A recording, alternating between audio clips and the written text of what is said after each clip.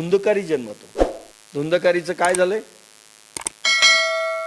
भूत झाला आणि गोकर्ण उद्धारक झाला.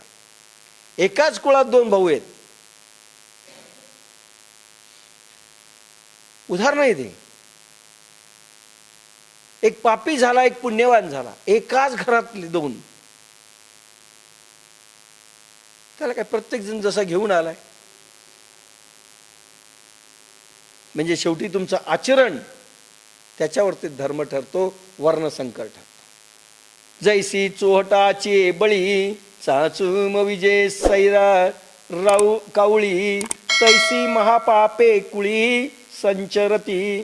चव्हाट्यावर ठेवलेल्या बळीमध्ये जशी कावळ्यांनी हावी तशी चोच घालावी, तशी महापापे वंशजाच्या रक्तमांसाधीत शिरतात, भोगावी लागतात.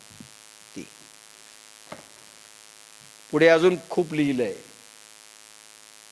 काय सायन्स आहे.